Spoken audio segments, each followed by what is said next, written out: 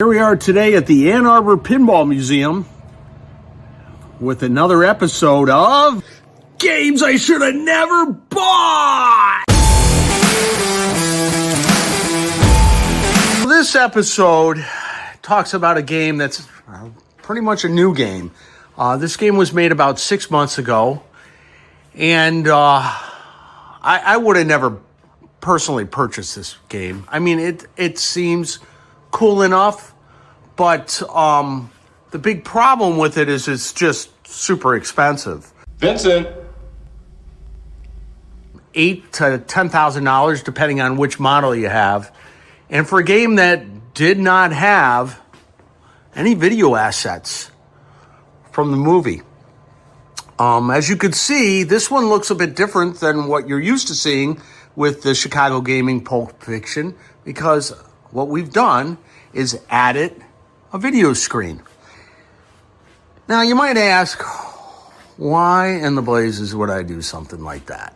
Well, first off, we got the game for a steal. $1,500. Okay, put it in your pocket. When I got it, this thing was pretty destroyed. It had a lot of plays on it. It was in operation, but for 6 months, this thing was whooped. Oh my God. I mean, so much broken crap. Here it comes. God damn, the water fucking cold. Better you than me, gentlemen. $8,000 to $10,000 for essentially a new game with, I mean, they say it doesn't have ramps, but it really does. It has a ramp here that goes along the back and comes out here. Single layer play field. What? Say what again? Say what again? I dare you. I double dare you. And then I thought, well, how silly is it to have a Pulp Fiction license, but a limited license? That is, Chicago Gaming didn't buy video assets. They got voice assets. They got the Pulp Fiction name. They got the characters in the story, but they didn't get video assets. Now, it seems really weird in a day where, you know, everybody else has a video screen. You are aware that there's an invention called television, and on this invention they show shows, right? Based on a movie, moving pictures, and does not have a video screen? What? Here's the two backglasses. Obviously, here's the original with no video screen. I'm sorry, but this is some of the most hideous artwork I've ever seen on a pinball machine. Frankly, it makes my Genesis Gottlieb look good. So we obviously had to change it around because of the hole cut for the video screen, and we used some different artwork that, to me, is much more appealing. You don't think he overreacted? So here you can see the screen implemented in, and yes, I did have to move these. I've got everything labeled here on the back box. So this was GI. We changed it to Willis. This was GI. We changed it to Jimmy. Mr. Wolf and Vincent were fine. Those were already there in the right spot. Same thing with Butch and Jules. Those ones we didn't have to move. And Mia was in a good spot too. Certainly appears so.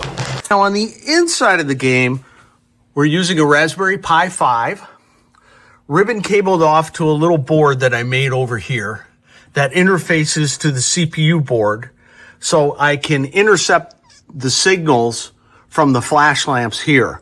So when you're playing the game, what happens is the Jimmy flash lamp goes off. That is then read by this little board through this series of relays that then tells the Raspberry Pi, using the GIPOs on the Raspberry Pi across this ribbon cable, and then it'll play the appropriate video signal. So there's 10 different signals here, including tilt, match, and game over, plus the 7 characters for 10 here. Which one is it? It's the one that says bad mother. On the play field, I have 5 things that I read. I read the Royale with cheese. I read the watch. I read the big kahuna. I read the ball lock up here, and I read the pawn shop. Listen, you can hear the relays clicking. Oh, I love that sound. It is so cool. So those playfield assets are all tied to GIPOs on the Raspberry Pi 2 because there really was no effective way to tie the Raspberry Pi to the CPU board, at least not without doing some serious hacking. An idiot, all right? It's a big man's wife. I'm gonna sit across from her, chew my food with my mouth closed. All this stuff is reversible. We could make the game back to the way it was.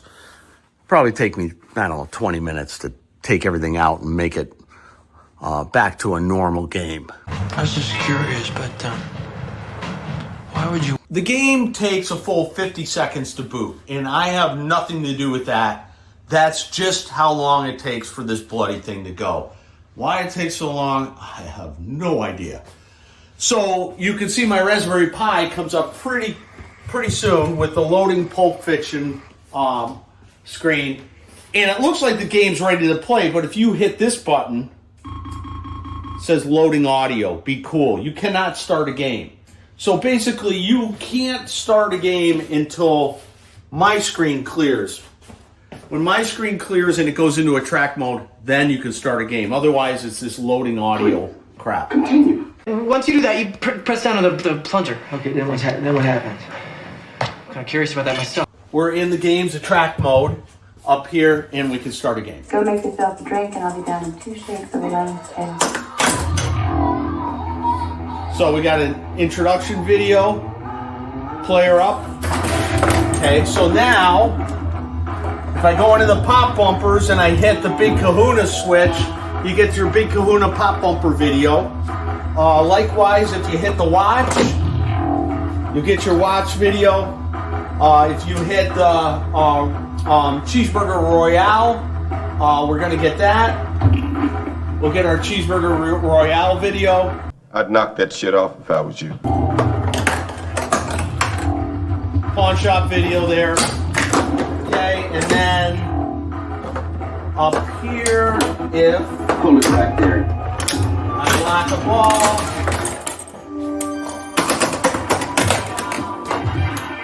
we get our ball lock video, and now you're just getting individual players. Like if you go up here and put it in that hole, we're getting Mr. Wolf. Corpse in a car, minus the head in the garage. Take me to it.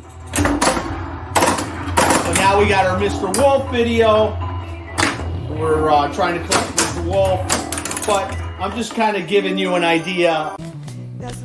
Vincent, I'm on the intercom.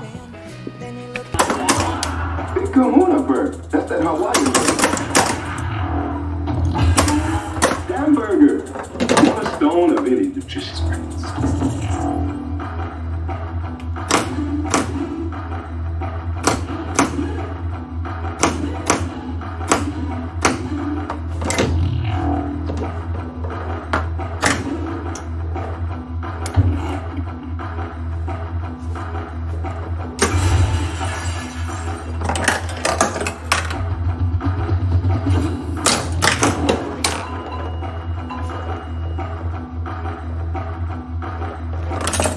Vincent, we happy? Yeah, we happy.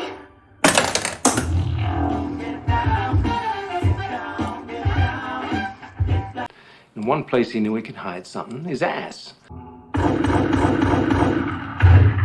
Who gives a fuck? It's over now.